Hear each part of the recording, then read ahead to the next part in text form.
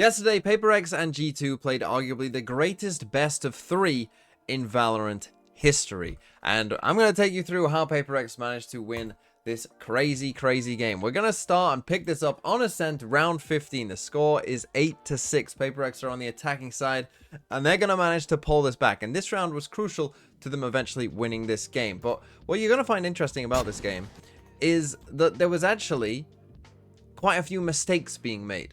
Right, like this was a wild game for so many reasons. And one thing that you wouldn't expect, you know, from these two teams, perhaps, you know, arguably the two best teams in the world, is that it would be, you know, full of maybe little mistakes here and there. But you see, there was even some big mistakes. We start off this round with Leaf getting another first kill. He had an incredible Ascent. And again, it was just another one of these games where people are absolutely popping off. But this idea from PaperX is really quite cool as well, right? So you've got the chamber trap down here. And I don't know if this is like a hard anti-strat of what G2 like to do, or whether it was just a little bit fortunate that it happened for them this time. But they're going to shock dart the chamber trip just here, right, with the Sova. And then something is going to swing right off the back of it. And it looks like Jonah P here is then trying to close the door, right? So I don't know if this is something that G2, you know, like to do a lot, where, you know, this gets broken by a shock dart, so let's just close the door after the fact, particularly if our chamber, maybe if Leaf has come back, right? I don't know if that is the case, but it seems like it somewhat is the case, because, you know, they seem to have a pretty good idea of this, right? And you see it works out for them perfectly well there. So really nice idea from PaperX. And again, this was how this game worked, right? It's like full of really nice ideas and then some mistakes, as we'll see now. So we get into a 4v4, and you take a look at the map now, and this is where I think G2... See, you're going to see a mistake later on and be like, oh, what is Leaf doing there? But I think the mistake is bred out of what happens at this point in the round, right? Because what we're going to get at this point in the round is this drone is going to come out from Trent. But if you take a look at the map, you've got your Vice is dead, right? So this over here, Trent, I mean, look at the map, right? He's completely on his own. If they come and do a B exec, he has no help. He's in a lot of trouble, right? And normally when you get into these spots, there's a couple things G2 could do here, right? Either Leaf could say, let's just give up mid and let's just, you know, bunker down deep on B, right? That's kind of plan number one if you want to do that. Or if Leaf doesn't want to do that and wants to re-explore mid, which is what he does, then I think these two have to be more kind of aggressive, right, in how they play it. Either, you know, TPing back here and saying, let's fight mid as a team, or, you know, grouping up and taking A main, you know, and finding out that there's literally nothing in A main. You'll see that they kind of do neither of those, and it ends up putting them in a bit of a bad spot, right? Because you'll see smoke comes out here after we see the Vice over towards B, but PaperX are actually going to go for this little fake, right? So they're going to put a Sova dart here and run Patman as if they're about to come towards A, right? So we get out the Omen flash just here. Valen then retreats, right? And this is what I mean. Now we're kind of stuck deep on A, right? This fake kind of holds these players here. We have no idea what's going on. We see PaperX now grouping up to go B. And again, you look at Trent here, he's completely on his own. Now, Leaf in a second is about to get this kill on Patman coming back the other way, and we'll end up in a 4v3. But Trent, they've essentially just left to die. They can't really help. That's why I'm saying massive pressure on Trent here. And Leaf up through mid, 2 shots to the body, chest or legs. Pick whatever you want. At the end of the day, it's all down to Trent right now into this spot, and he's still dodging, weaving, ducking away from all of this iron. A fight taken towards it. PaperX ensuring. And so yeah, PaperX come on towards the site. You see where Leaf is here as he's drifting back towards, you know, getting over towards B. But Trent does well, gets a kill, right? And then Leaf is now, you know, at this point where he's in the smoke, and he just decides to go for it. But obviously, like they. Essentially, the mistake had already come with Trent is already dead, right? You should just, and it's obviously it's hard to do. You don't want to just let your teammate completely die here, right? But at the same time, the decisions that they made before basically did mean that if they do a B exec, Trent is dead, right? They had already kind of made that bed, and Leaf obviously goes pushing through the smoke and ends up dying as well and making this a 2v2. But then they are going to end up in a 2v1, and again, one of the reasons that this game was so good is it had so many moments like this where Forsaken is going to clutch it out. Into a 2v2 from this spot. Devi's going to hear Jorg coming up, maybe not. He just cut noise. He did cut noise from it, and the barrel's going to be poking out before. No, not quite. It's all about the timing here. Devi trying to cut it up into the corner, but the clearance, immaculate stuff from Jorg. Piece by piece, taking bite-sized chunks out of the site, making sure that they can clear most of the way. It's up to Forsaken. He's been a menace. He had a hot hand earlier. We'll see if he can keep it going now into this 1v2. Currently 16 and 8. The players dropping down and giving him that perfect timing. Snapping to it. 1v1. He's earned it. The IGL does it again! And that's the thing about this game. There are so many rounds that I could show from this game, but unfortunately I'm quite limited by time today. So we're just going to show 4. We're going to move on to round number 19. It's now 10-8 to Paper X. They had kind of, it seemed like, taken over the game at this point. They hadn't lost an attacking round. And one of the problems that I think G2 had was the Paper X for most of these rounds were actually keeping it fairly simple. They ran quite a few BXX, you know, or ended on these BXX. And it worked for them, right? And G2 were playing very passively in the mains, right? You see it in this round as well, right? At this point, we got no pressure in either main whatsoever. They were pretty happy to give that up to Paper X. Now, in this round, Paper X actually do decide to come back towards mid, as you see just here. And again, you're going to see there was some strange decisions going on in this game, right? Despite how good the players and teams are in this game, Trent's just going to send a blind Silver ult at 110. And he does get a tag, but is that our best Silver ult? Like, just a no info, just sending a Silver ult into mid? Is that our best idea we've got? You know, I would say no. Then you're going to get this as well, where Jogmo has put down a pretty bad TP here. Right, and he's in this corner. He's going to get revealed in this corner. He's going to die because he takes this TP. As the Paper X were pushing. It's got to be a fat finger here. Jorgamo, he's not leaving. Terrible gate crash as well. Trying to stay into the fight. Terrible gate crash. So yeah, mistakes were being made. I mean, Sideshow says it there, right? This is a terrible gate crash. And as this wall comes up, I mean, he just literally TPs out into the open just before this wall gets there. Right, so mistakes, you know, the pressure was clearly there. And obviously you could feel it pretty much at this moment. You know, the pressure was there. Now, from this point in the round, we're going to get a BXX. And this time, we're going to get Leaf deciding to make a bit of a hero play. So you're going to get something here.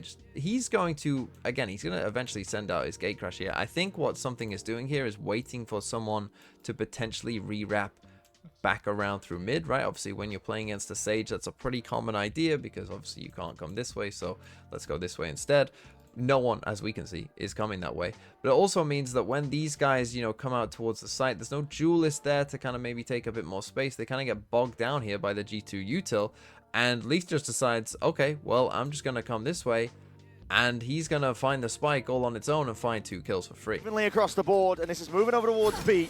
Starwood is the defense again. They've got those thorns to try and delay and slow this one down. A tag with the drone potential there for a fight to be taken, especially as that smoke dissipates. Thorns at your feet, spam into the corner. I think they know that Jing's in that spot and that position, and Leaf, time to strike is there. So yeah, as they come out here onto the site, you can see Forsaken obviously gets tagged by the drone, so he doesn't want to get shot there, so he goes back into market. And then you're also going to get the dart, right? So the dart comes out, no one shoots the dart. So then he also decides, well, I don't want to get shot by the dart either. So again, he tucks back into market. Something is now TP'd back over towards B main, and you look at where they are. Unfortunately for them, the guy with the spike is there, and Leaf just makes a very nice play and gets 2 free kills, right? And essentially just, you know, destroys Paper X's chances in this one.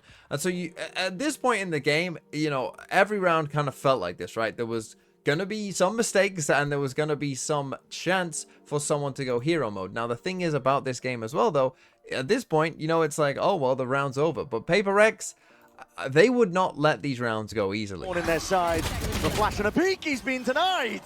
Deleted here. The Panda's going down fast and loose from G2, trying to take the fight now, trying to take it together, and eventually they get the job done. So G2 did manage to scrape that round, and then from that point, they actually managed to go on a run of rounds and win 3 in a row and make it 11-10 and knock down Paper X to an eco buy here, right? And one thing I really want to point out on this is there was a stat on the EMEA broadcast, like, you know, back in stage 2 that said, you know, if a team has 1 rifle, their chance of winning the round goes up by like 15% just from the fact that they have 1 rifle, right? And a lot of people interpreted that as like, oh, that's why saving is good, right? You save the 1 rifle, you have a much better chance of winning the next round. But there is another way you can interpret that as well. And that is the interpretation that Forsaken takes here, which is, if you can buy and your teammates can't, just buy the rifle and forego the next round when your teammates will have 4 rifles. And in this instance, it works very, very well for Paper X, as you will see, because this was a very crucial round in the game and they needed to win it, and they do. So they go for this time the fake B main, right? Again, you get a very passive G2, right? So again, playing pretty passively here. You can see that B setup is literally like 2 players deep on site with a Euro TP also deep on site. So if they come towards B, that's what we're going for. They go for this smoke here. They, you know, fake the B main take early.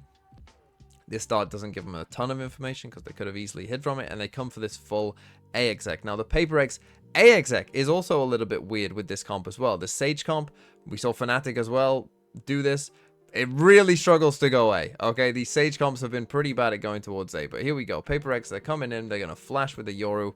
They're going to send in these smokes, though. This is what's always interesting about Paper X, is that they do stuff that other teams don't do. This A exec, they go for this smoke and this smoke, so they double smoke heaven. And in one of the variations of this, which I think is the one that they want to run most of the time, is they're actually going to Sage Wall this, right? So Jing will like sneak up in the smoke here, Sage Wall this, double smoke up there that allows something to potentially deep TP into the site, right? With no threat from heaven here. And it's quite an interesting little exec that they go for. In this instance, I don't know if Jing is meant to do this. He's actually going to wall above the smoke like this, which is a bad wall when you're doing these two smokes, because the whole point of this wall is that you can see heaven. But no, you can't see in heaven because no one's there, because you've double smoked it. So I don't know if Jing, I mean, one, I think that this wall is pretty terrible anyway. I know I wouldn't advise doing it most of the time because I just think it's not that good. But yeah, it also doesn't really work with what they're doing here. But you'll see, none of this matters, to be honest, because Forsaken just goes crazy. It's the only thing they're working with. Double up with the smokes as well, denying that heaven angle, just in case the operator was there, but leave the reposition. He misses his shot. Rarity at that, and it doesn't take the time to TP away. It's Forsaken with the punish. He was to play with a rifle. Needed to be the case, and the Sheriffs, wow! Paper X, they know how to make them work. 2 players down here for G2, and an open site now and an open plant. Paper X, a lot of damage being taken into the process, but you got to try and win this one with overwhelming firepower. Sightlines are being cut away. Spam into the floorboards. Trent to remove Patman. Now he's looking for a little bit more. Big flash though, and an even better swing. Forsaken is putting matters into his own hands as the IGL. Straight shots and straight bullets. He's barely alive, but he's still getting it done. 3 for him.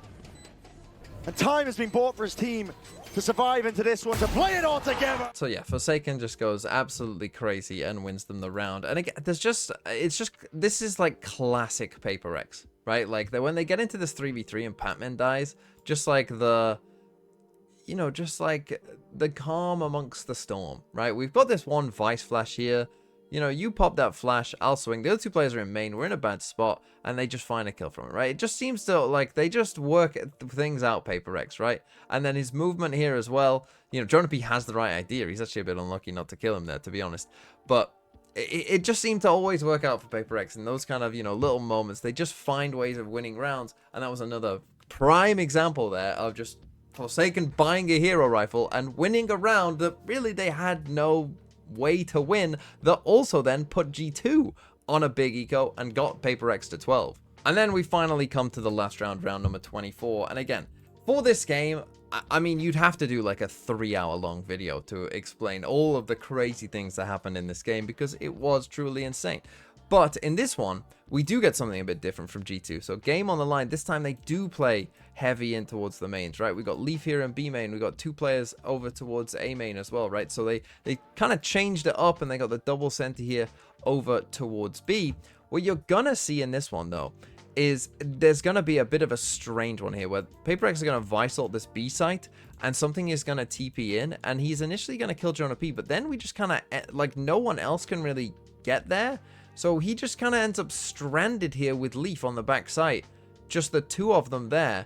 And eventually we end up in a 3v3. But Paper X overall would take it across the line. Time he misclicked.